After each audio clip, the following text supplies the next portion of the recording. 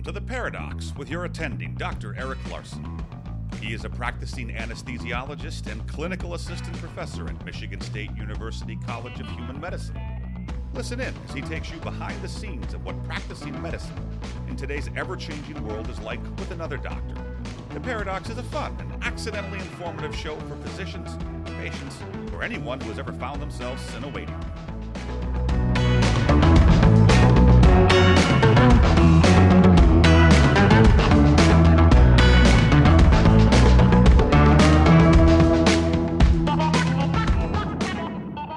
Well, I'm here with my new friend, Dr. Paul Mathew. He's the assistant professor of neurology at Harvard Medical School, also the director of legislative affairs at NBPAS, which is the National Board of Physicians and Surgeons. And we're going to talk about the National Board of Physicians and Surgeons. Dr. Mathew, thanks so much for joining the show. Yeah, no, thank you so much for having me, Eric.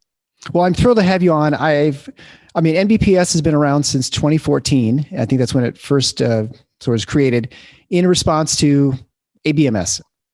Why don't you describe to physicians who probably don't really know there's a difference or about the existence of your organization, and then explain to the layperson what exactly we're talking about when it comes to credentialing of physicians and after residency, et cetera. Sure, absolutely. So for those of you that don't know, after medical school, physicians complete what's called residency, which is a position where you go and work kind of as a junior doctor in the specialty that you wish to pursue. This is kind of a cherished role where you work under a physician. You really learn the nuts and bolts of medicine in your particular specialty. Residencies last anywhere from 3 years, and depending on if you go into specialty and subspecialty. I think of my brother who did 3 years of internal medicine, a year of research, 3 years of cardiology, and then 2 years of EP. So the road can be, or electrocardiac physiology. So that's the basic saying. He puts pacemakers in people. And obviously, if you want someone cutting open your chest to put a device in there, you want to know it. You want to make sure they know what they're doing. So any way you slice it, pun intended, with all of these different specialties, basically you would complete residency or fellowship. And then the American Board of Specialties, Medical Specialties, which is a private organization, writes tests. And basically after your residency or fellowship, you would sit and take that test and you would be board certified. So again, these are noble institutions with noble beginnings. That physicians and actually physician society said, we need to kind of make a benchmark. Because again, your experience in a program in New York might be different from an experience in California. Right. And really having kind of an across the board way of saying, this guy knows what he's doing. He's completed the requisite training and he's passed this exam. He's good to go. So the ABMS has always been held in very high regard for these reasons. And again, that's the American Board of Medical Specialties. Then some years ago, they said, well, now physicians have to take an exam every 10 years to prove that they're up to date with things. And many of us in practice kind of grumbled about it, but we said, okay, we'll do that. And then over time, they started to add modules and other things that we had to do that really became very onerous and time consuming. And I'll give you a perfect example. A physician would be asked, well, you need to give your colleagues these surveys. And then your colleagues need to say what a great doctor you are. You need to give these surveys to your patients so they can say what a great doctor you are. And obviously, there's a lot of cherry picking that can go on. And basically, you just tick the boxes and you'd go through. Another good example of things that really are a waste of time. I'm a neurologist. I can assure you at no time have I ever taken a brain biopsy from a patient. That's the job of a neurosurgeon. And I've never then taken that biopsy and looked under the microscope to tell you what exactly the pathology is. But again, that kind of frivolous material was being tested on a lot of these modules and different tests. You hear it everywhere. A pediatric anesthesiologist being asked about technique for adults. The list goes on and on and on. So these things were time consuming. They were kind of irrelevant to practice. And physicians already are at a premium for time. And many of us, including myself, asked, what's the deal? Why are we being asked to do these unnecessary activities? They're expensive, they're time consuming, and where's all this money going? And the response is crickets. So myself and people like Paul Tierstein, who's the president of NBPAS, we try to be diplomatic. Doctors in general are people who try to find a happy medium and compromise with people. And we both formed petitions. His had about 10,000 signatures of some internists. Mine had about 1,500 signatures of neurologists. Again, just asking to modify some of these requirements that were very time consuming and had little evidence. And the response from the American Board of Medical Specialties was, no, we don't really plan on anything. Just do what we tell you and continue to pay your fees. And at that time, we decided, Paul Tierstein decided to start the National Board of Physicians and Surgeons. And shortly thereafter, I joined him, as well as some of our colleagues from institutions like Mayo Clinic, Harvard Medical School, Dartmouth, and some of the other higher institutions in this country. Yeah. So essentially what you've done is you created an alternative credentialing board. And I think just to go back a little bit to, when we talk about the ABMS, they're actually all the different specialty boards. So the residencies you talked about, anesthesia, pediatrics, neurology, et cetera, they all have their own board, and they generally do have criteria that the ABMS sets forth for those organizations. Like they have to have a time limited resident or certification, which means it's 10 years or 5 years or whatever the boards decide. They have to have tests. They have to have various components in these sort of modules that you're talking about. How those are set up vary between the boards, but essentially those basic components are,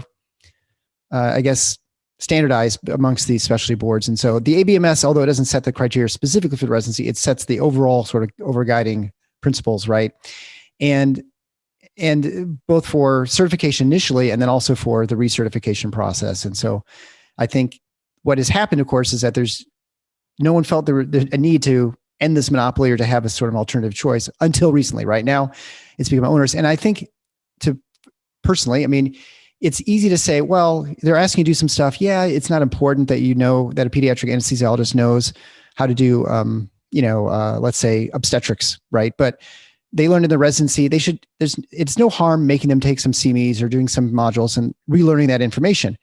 And I would say, well, that's not true, because now you're forcing them to spend time doing something that is of no clinical relevance to them or their patients. You're taking away the time they could have spent learning about, things that actually they're doing in the day-to-day operations of their job. And so there is a cost to that, not only with time, but also money, obviously.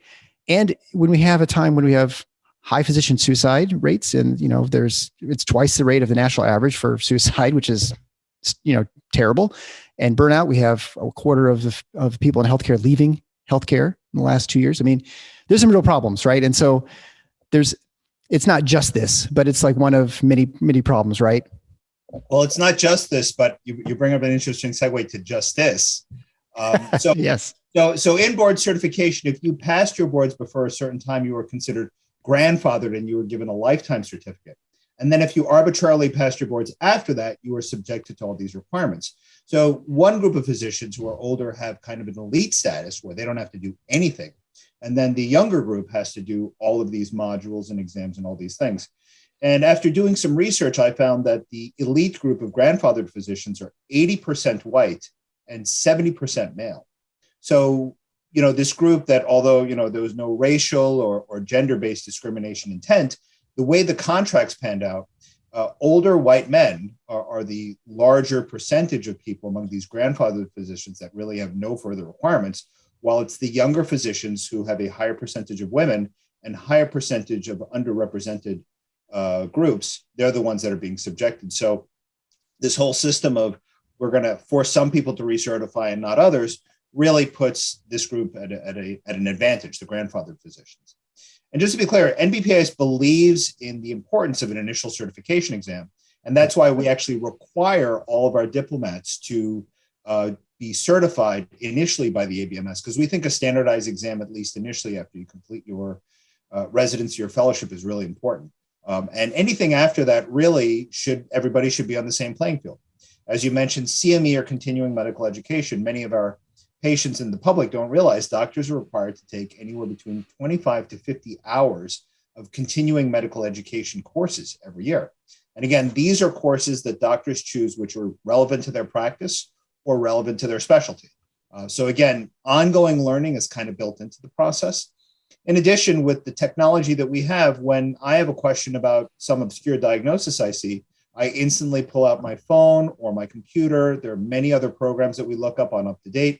We discuss cases with colleagues. We attend case conferences. So I can assure you, there's no physician who just sits stagnant in a pool and does not continue to learn and does not continue to hone their skills over time. And this myth that people forget what they're doing and that continuous testing is the only way to make sure people are learning is really nonsense. It's almost like it's designed by the testing people, right? Exactly. Yeah. And, the other great point that you brought up is reduce patient access to healthcare. When you look at the number of not only physicians, but every healthcare professional who kind of is dropping out because of physician burnout or medical provider burnout, it's huge. So when you tell people, hey, listen, you have to do all these requirements, you have to pay all these fees, not only are you having people retire early, but you're also having people taking time off to complete these requirements. And at a time when there's already such a huge physician shortage, all these onerous recertification requirements are actually negatively impacting patient access to healthcare, as well as cost. Many people don't realize hospitals and large medical systems are now taking on the cost of maintenance of certification. So for a group that has 100 physicians, multiply that by 2,000, and you're talking about $200,000, a couple $1 million for larger organizations. And again, these are dollars that are coming out of the hospital's general fund, which could be paying for COVID pandemic measures, which could be paying for the opioid crisis. All these different places where that money could be better spent is now feeding this organization, which is paying its board members hundreds of thousands of dollars, if not millions of dollars, as well as overseas holdings. The ABIM back in 2013 had $6.5 million in overseas accounts. So these are not organizations that are hurting for money. These are organizations that are paying their employees hand over fist and are looking for more creative accounting ways of redistributing this money. And I think it's important to point out too with the NBPS, like you said, there's an expectation that you've completed residency in whatever the specialty is. So there's no expectation that you're skirting around training, that you're getting, that you're not really learning anesthesia, you're not really learning pediatrics, that you're just doing a year instead of 3 years or whatever it might be. The expectation, you still complete all the things that everyone else does. But then the part after that, the maintain your skills is up to you. And it's the way it's always been before. When it comes to NBPS, then, obviously it's a new board. It's only been around since 2014. I would say probably the last few years. Looking at the numbers, at least at your website, it showed that there are about almost 10,000 physicians now who are credentialed. Give me an idea of magnitude. 148 hospitals accepted for accreditation. What is that in scope of how many hospitals are, how many physicians are? How far do you feel like you have to go before you become more mainstream, at least more recognized by the average physician? So the big issue, and this is unfortunately a little bit of a domino effect, physicians would go to their credentialing board. So every hospital has a credentialing board that says, right, you need to do these things in order for you to continue practicing medicine within the walls of this hospital. And one of them is to be certified by the American Board of Medical Specialties. So many of these credentialing boards are actually sympathetic and say, yes, ABMS recertification takes up a lot of time, it's expensive, so on and so forth. And we would like to accept the National Board of Physicians and Surgeons. However, the insurance companies actually require us to only contract with the physicians who are board certified with the American Board of Medical Specialties. And I'm happy to tell you that has changed. Earlier, at the end of last year, actually, so there's two organizations. There's URAC and the NCQA. So these are organizations that actually certify the insurance companies. So when insurance companies are saying, what should we look for physicians when we're doing contracting, they'll say the ABMS. And at the end of last year, they both said, well, actually, NBPAS is also acceptable. So the fact that these two organizations have made that decision, made it in print, now when hospital credentialers are saying, oh, we're really sorry, we can't accept NBPAS because of the insurance companies, now the physicians can turn and say, actually, no, the insurance companies are recognizing NBPAS. So really the big hurdle of accepting NBPAS at a hospital level is gone. And I think as that spreads like wildfire, you're going to find more and more facilities that are accepting NBPAS. And obviously, if a hospital accepts NBPAS, then most of the physicians in that facility will say, well, if that's a viable option, I'm happy to do so. But unfortunately, it took that level of advocacy to try to get URAC and NCQA to accept us. And now, people were expecting the cart to go in front of the horse. Now, finally, the horse is in front of the cart. And I expect we're going to see those numbers really, really start to grow. Do you have an idea how many physicians are in the country? I think it's in the, don't quote me. I think a couple 100,000? Yeah, a couple 100,000. Okay. So you're probably like 1 or 2%. Yeah. Yeah. So 10,000 is a tiny fraction. But again, you have to remember, these are the 10,000 who, like me and like Paul Tierstein, were very much interested in this topic, very much pro-physician in terms of us kind of determining our own destiny as a profession. And so these are really the advocates that believed in the mission and thought it's doable. I can't tell you how many physicians the numbers countless have told me, oh, once it's accepted at my hospital, I'm happy to sign up. I'm like, it doesn't really work like that. Right. You need to do the legwork to get it done. It's like saying, oh, sure, I'll be happy to come over for dinner. Just go ahead and order the groceries, even though you don't have any money. It Right. doesn't really work like that. And so, I'm glad now we're finally in the position we're in with NCQA and URAC. And now with insurance accepting NBPAS as it should, we're going to see a lot more numbers growing. Yeah. And to give people an idea of the magnitude of the difference from a financial standpoint, we're talking about $190, I think, for 2 years for NBPS. I'm sure the specialty boards vary, but probably with all the components you're purchasing and the actual, I'm guessing it's going to be around $5,000 to $10,000 for 10-year circuits. So probably about $500 to $1,000 for a physician with an ABMS certified board instead. So just in terms of fees, we are, I think, around 73% cheaper. Mm-hmm. But it's interesting. There was a article, I believe it was in JAMA, that actually analyzed how much physicians spend in terms of not only test prep, but travel, all the time away from work, not seeing patients. And for an internist, it was in the range of about $16,000 over a 10-year cycle. And for a hematologist-oncologist, it was $40,000. So if you can wrap your head around that, complying with MOC costed that much money for a subspecialist to comply. Yeah. And to your point earlier, that when you have these large hospitals, now that a lot of physicians are owned by I shouldn't say owned, they're employed by hospital systems, right? And so whether it's an academic center or private institution, they are employees. And so part of that expense is, of course, paying for this MOC. So you can imagine, you could shave potentially tens of millions of dollars off your fees that you're paying for your organization per year. I mean, just by having a different accreditation process. When it comes to, so let's say someone's listening, they say, wow, okay, I'm all in. It's time for me to do this. But the hospital probably has bylaws. They have some sort of say, and most of those bylaws say that it has to be an ABMS certified certification.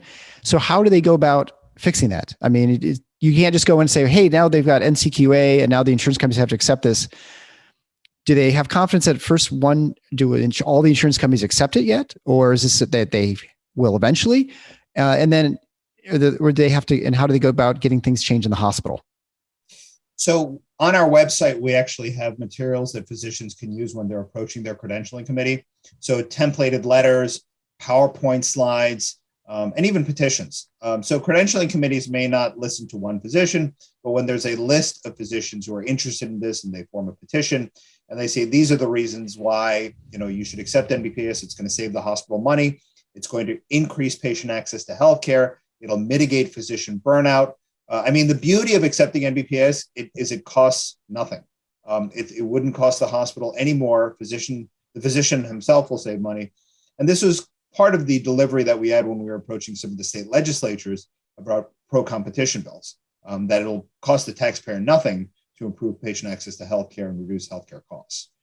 So that's the way to go about it.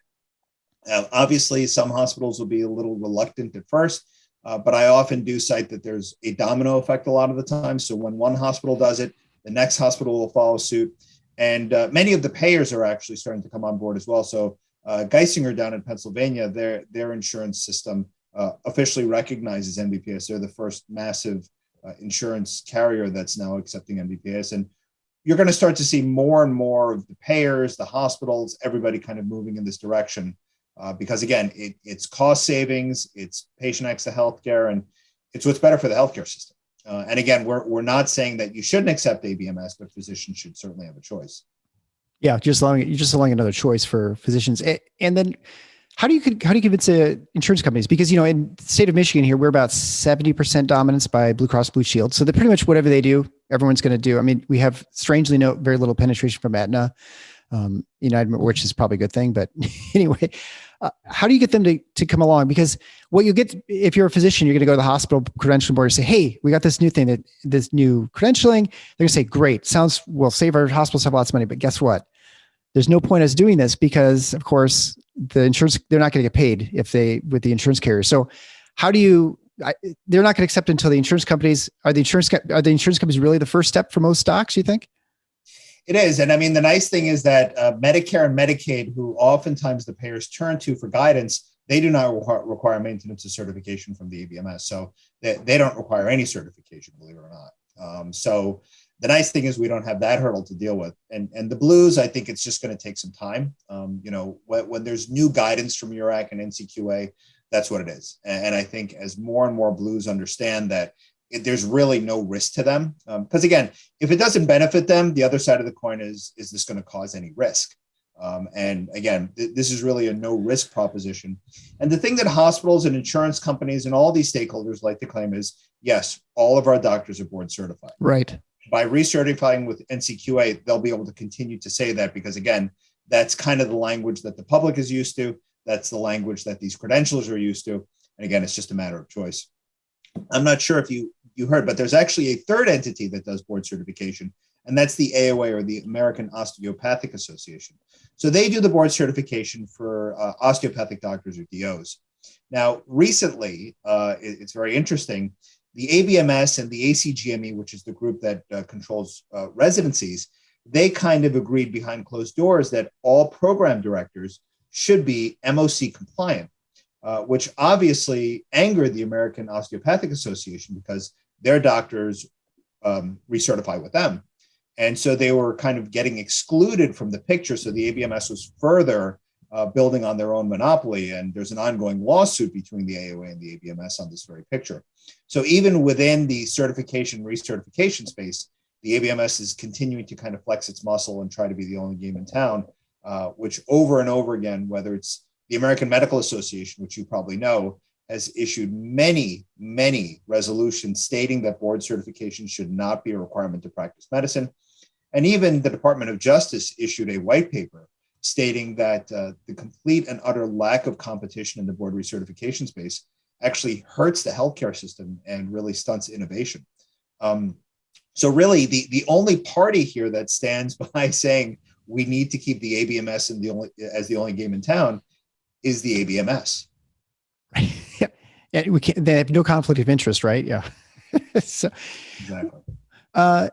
So you're the director of legislative affairs. What does that mean? I mean, I know in the state of Michigan, we got some legislation passed over a number of years. My friend Dr. Edison, who's on a few episodes ago, she was instrumental in getting that pushed through the state with a lot of other physicians and our state medical society's help. And it's been semi-successful, but again, we had no competing, certification board. So we could basically say that they couldn't base licensure on maintenance certification, which was one of the things that was trying to be pushed by ABMS throughout the country. And so we prevented that, but we haven't been able to make too much strides beyond that, although maybe we don't need to at this point. What is your role in the NBPAS with the legislation? I mean, obviously you're working on this NCQA and the URAC, all these acronyms for people, but you've been working on that. And so has that been sort of your main guideline, or are you now going to go to the state and federal levels to try and fix some other things? So we initially went to the state because, there were a lot of problems with getting anything done. The insurance companies that as we had discussed, had no interest in changing anything because, again, they had nothing to gain from changing the system. Unfortunately, many of our physician societies were selling the modules that we were required to complete in order to comply with maintenance and certification. And people don't realize this also. Millions of dollars in grants were actually given from the American Board of Medical Specialties and their sub boards to these physician societies in the form of educational grants. So when someone is paying you money in the form of grants, and then you are selling modules to kind of feed into that system, there's a lot of money going on. And then the other issue is that the senior leadership of the ABMS was oftentimes on very friendly terms with the senior leadership of a lot of these physician societies. So you had the hospital administrators who said, well, we can't change anything because of insurance. You have the insurance company saying, well, we have no reason to change anything. And then finally, you have the physician societies, which is supposed to be our rallying point with which we work through them to get policy changed, had no reason to change anything because they were making a tidy buck as well. So when all of these forces are against you, you then turn to the legislature and say, this is a monopoly, and any other means of changing the situation is being upended because of conflicts of interest. So our initial strategy was to go to the state legislatures and get laws passed to try to change the system. And, there's been a lot of mixed results. As you mentioned, there is no state in the United States that requires maintenance of certification with the American Board of Medical Specialties to have a license. Unfortunately, if you are not fulfilling maintenance of certification in the vast majority of cases, you cannot be credentialed with insurance companies or with hospitals. So essentially, here's your license. You can't really practice with it because no one's going to reimburse you. So with all that being said, some of the weaker bills that were passed in states said, yes, you don't have to be board certified for a license. And we said, yeah, great, thank you. But some of the other states, the wording was a little bit stronger. One of them, for example, in Texas said that board certification cannot be required of any hospital of the physician membership unless there is a majority vote from the entire medical staff to make that required. So as you can imagine, what medical staff would vote and say, no, the ABMS should be the only board that we will accept. Unfortunately, with that, it all sounded great, but two issues came up. First of all, the hospital said, well, this vote was taken before this law came into effect, which, kind of sank things temporarily. And then the other more disheartening issue that came up is when physicians complained to us that, our hospital's not respecting this. We said, okay, great. We wrote to the Attorney General of Texas and said, hey, listen, this is the issue. And the Attorney General's office said, well, NBPAS, you have no standing in the state of Texas. Right. So you really can't file a complaint. The only person that can file a complaint would be a Texas physician who has been harmed by this hospital not following the law. And as you can imagine, there aren't too many physicians who are eager to put their necks on the line to be that guy who is now challenging the hospital based on that state law. So we've said it over and over again. We'd be more than happy to back up any Texas physician who wishes to challenge the law, because again, the law is on the books. It was signed into law by the governor, and the fact that it's kind of being ignored by the hospitals is inappropriate. But again, we would take more action if we could, but it is what it is. So as you can see, it's kind of a mixed bag with state laws, and we realized to get this done in 50 states would be incredibly challenging. And again, I've testified in New Hampshire, Massachusetts, Vermont, kind of all over the place. Not Vermont, sorry. Rhode Island, but a number of states. And I got the same sense because the ABMS would bring in their kind of high-powered lobbyists. They'd show up on days where I wasn't available. They'd kind of give messages like, well, the legislature need not get involved in physician business. The physicians in the hospitals can sort this out, and given all kinds of, ridiculous things. Another one that they would often sell is, hey, listen, if your physician's not board certified and they're sued, how will that look in court? And my response has been, hey, listen, no matter what piece of paper is hanging on your wall, it doesn't matter. If you are negligent, whether you're a physician, a firefighter, a police officer, no piece of paper on the wall is going to protect you from litigation. And the same thing is here. I mean, I've never seen a malpractice case where, someone acted very negligently and the boards came running in saying, nope, he's board certified, throw the case out. So, that kind of nonsense argument comes out. And again, I can't blame the legislature in some ways because they don't really understand the system. So when a high-powered lobbyist coming from this golden organization that's been around forever and is untarnished in their eyes comes and tells you this, they're not going to vote in favor of the bill. But again, then I show up and kind of tell them, hey, listen, here's the real deal. And we've made some progress. We've gotten some bills out of committee. We've gotten some bills passed, not the strongest bills we wanted. But fortunately, our strategy was two-tiered, where there was the legislative arm, and then there was kind of this other arm that worked from the backside and really worked with the NCQA and URAC and the insurance companies and kind of got things through that way. So I think out of the two, the second strategy with URAC and NCQA is going to pan out being the one that's going to make more national waves. And I believe it's going to be a game changer as more and more hospitals, insurance companies realize, this is not an alternative board, an equivalent board. And that's the thing we stress, that all physicians should be able to practice medicine based on having an active license, passing their initial exam, doing relevant CME, and just doing the things they do to be a good doctor. I will say that one thing that sets NBPAS apart from all the other boards is that when people send us their CME certificates, there's not a checkbox saying, I attest that I've done these things. We actually go through the certificates and make sure that the subject matter is relevant to the subject in which they are recertifying. So for example, someone who is a cardiologist could take some CME in, joint disease or something that has nothing to do with cardiology, and then try to claim those credits as, okay, I'm using these credits to recertify in cardiology. Although they might have passed the exam and done a bunch of other things related to cardiology, the CME is never really scrutinized. While with NBPAS, we really scrutinize the CME to make sure it's relevant to the subspecialty or specialty to which the physician's applying for recertification. One of the things that has come up that it's surprising to me, and I don't quite understand, maybe you could shed some light on it, is the selling of data for physicians. And I've been told that one of the reasons the hospitals like ABMS certification is in part because they get all this extra data from the ABMS. What exactly are they selling? I don't understand what my address and my name and my phone number or whatever. I don't know what value that has these organizations, why anyone's paying for it.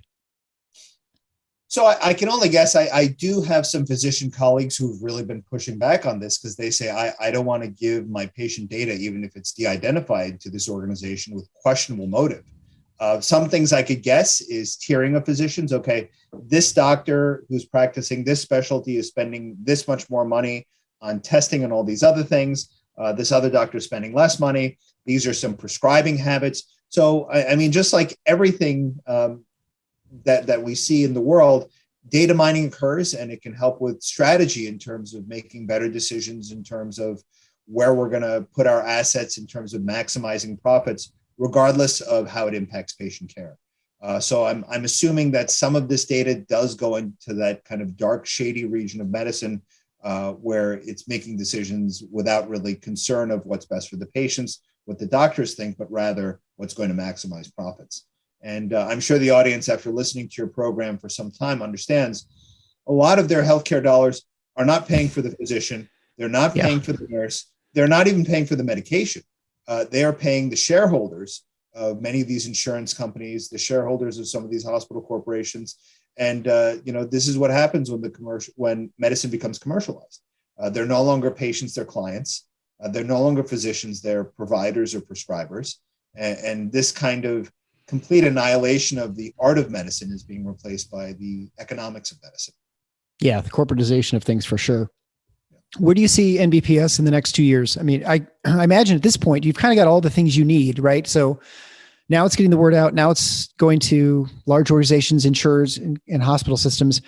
Like, do you go to Kaiser? I mean, you go into the largest like Mayo. Is that where you're hitting first? Because I guess I would say too, to my audience who's not aware, that the board is all volunteer for one thing, which makes it a little unusual, but that these are not just random guys like me. These are people who are credentialed, who are in academic positions all over the country, Harvard, Mayo, Scripps, I mean, all over at Cleveland Clinic.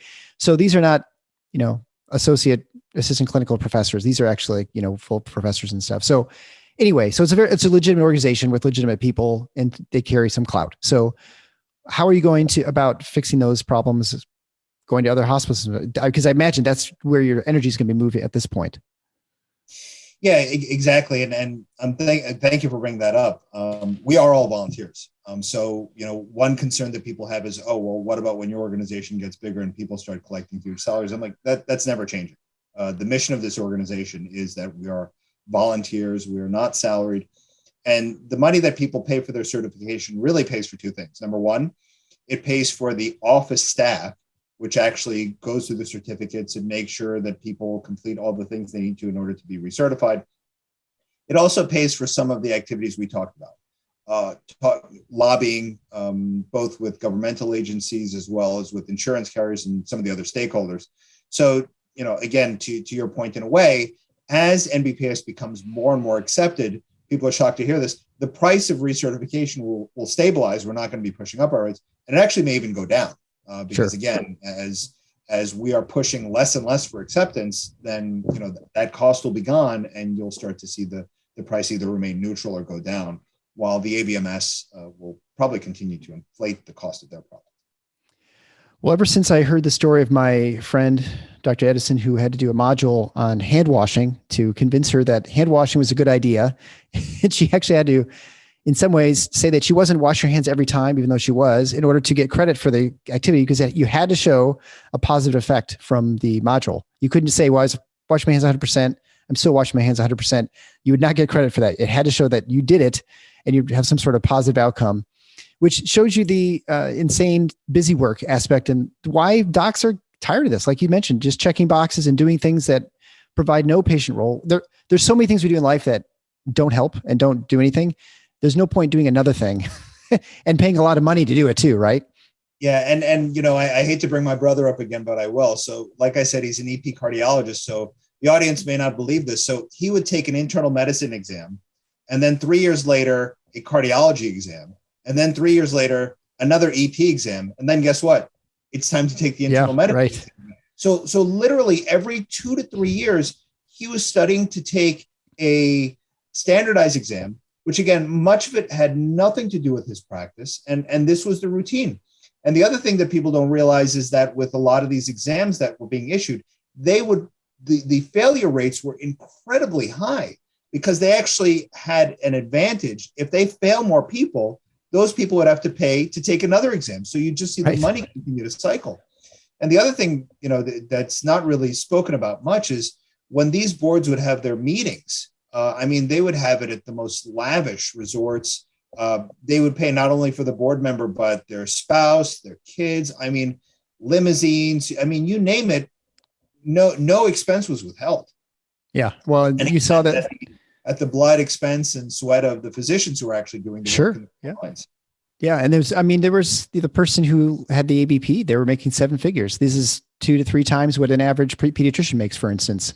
Same thing with ABIM. They're making, which is even more irritating to someone who's paying a lot of money for people who are not even working probably half as many hours as they are in a week. And they're, I don't know, their work. I guess I won't comment on how hard their work is or, what they're, but anyway, the first class airfare and all those sorts of things. And I think you and I would agree, Eric, and most physicians would agree. If you leave clinical practice completely to take on an administrative position, especially one like this that's for a nonprofit, you should make no more than exactly what you would have made in clinical practice, not $1 more. And many would argue less because you're probably working less.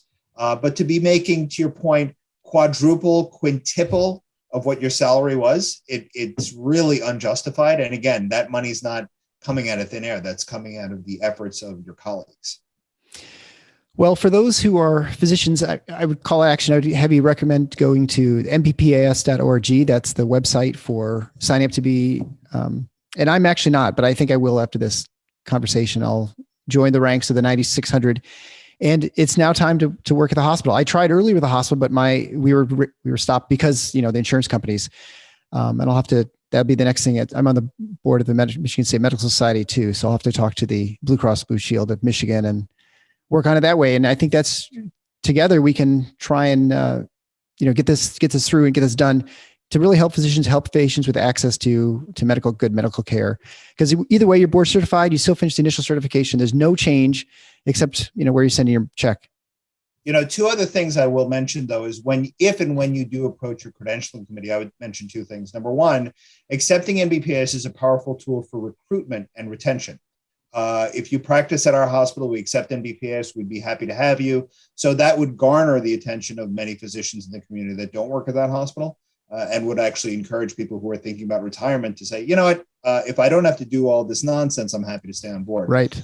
The other thing is many institutions are very much engaged with diversity, inclusion, and equity, which is really an important priority for many hospital systems. And just reinforcing, if you're going to talk the talk, you need to walk the walk. And clearly, when there's an elite group that's not having to do any of these requirements, and then there's another group that has to do all these requirements, why don't we just allow all of our physicians, regardless of age, race, gender, whatever it is, practice medicine by having a license, passing an exam, and then having to maintain the CME. Putting everybody on equal footing is the definition of equality. And for a hospital to say, we're very much into diversity, inclusion, and equity, and then look at something that's so divisive and say, well, we're this way, except when it comes to this topic, really doesn't make sense. And certainly approaching a diversity, equity, and inclusion officer, if your hospital has one, may be part of a good strategy to get people to pay attention to this issue. Yeah, great. Well, Dr. Paul Mathew from NBPS, where's a good place for people to follow what you're up to on social media and Twitter? Yeah, no. So, LinkedIn? You can go to the NBPAS website. There's updates there all the time. On Facebook, there's Practicing Physicians of America. That's a good group. And then Physicians for Patient Protection, that's another one. Eric, are you a member of any of these groups? I have been at times, off and on.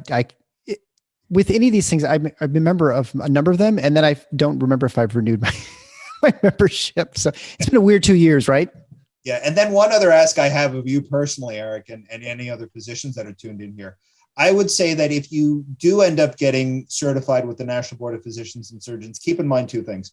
First of all, you shouldn't wait till your ABMS certification lapses. I have been dual boarded by the ABMS and the NBPAS for the past 6 years. I didn't wait till my board certification lapsed because I knew, this is a very good thing. At the very least, it's kind of like a PAC donation where you're contributing to see change happen. So that's number one. Number two, once you do recertify with us, please add DNBPAS after your MD or your DO. So that stands for Diplomate of the National Board of Physicians and Surgeons.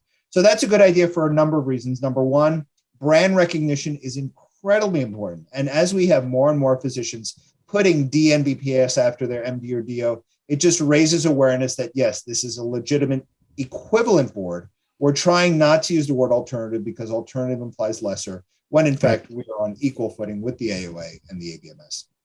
And I'll just remind colleagues, DNBPAS, you're a diplomate of that board. Maybe I should think about it too. And obviously having some letters after your name tells your patients as well, this guy's up to date. He's board certified. I can trust his care. Because at the end of the day, that's what board certification should be. It should be assigned to the public and to patients that you've gone through the rigorous training that physicians go through, and that you're going to provide them with top quality care. Well, thanks so much. Have a great evening. And I hope you're successful in getting more people signed up. Yeah. Thank you so much, Eric. Thanks for listening to The Paradox. If you like what the doc is doing, please subscribe and leave a review on iTunes or Stitcher. And share the show with your friends. Become a supporting listener to get access to special bonuses at patreon.com/theparadox. Show notes can be found at theparadox.com.